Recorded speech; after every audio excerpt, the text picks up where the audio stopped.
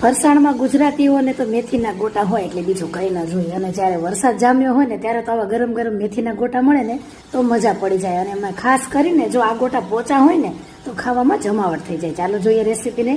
તો મેથી લેવાની છે, ધાણા લેવાના છે, મોળા મરચાં અને તીખા મરચાં, આ સાથે આદુના ટુકડા છે. મરચાં ઉમેરી દેશું, તીખા મરચાં, આદુને છીણી લેવાનું છે, પછી ચણાનો લોટ ઉમેરી દેશું, ત્યાર પછી મરી છે, આખા ધાણા, વરિયાળી છે અને અજમો છે, બધું ખાંડીને ઉમેરી દેશું. હિંગ છે, લીંબુના ફૂલ, મીઠું બધું મિક્સ કરી લેવાનું છે. પછી થોડું થોડું પાણી ઉમેરીને ભજીયાનું ખીરું તૈયાર કરીશું. આમ તો ફૂલ રેસીપી તમને 1 મિનિટમાં સમજાવવી બહુ જ અઘરી છે. જો પૂરેપૂરી તમારે પરફેક્ટ રેસીપી જોતી હોય તો કોમેન્ટમાં ફક્ત ભજીયા એવું લખશો એટલે હું ડીએમમાં તમારી સાથે લિંક શેર કરીશ. તો સોડા ઉમેરી ખીરું તૈયાર કરી ભજીયાને તળી લેશું. બહુ સરસ આ ભજીયા બને છે અને કઢી સાથે તો એટલા સરસ ટેસ્ટી લાગે છે. તો મેં કઢી પણ રેસીપીમાં બતાવેલી છે અને ખાસ કરીને આ રીતે ભજીયા બનાવશો ને તો ફરસાણ જેવા જ બનશે. તો ટ્રાય કરજો, રેસીપીને શેર કરજો.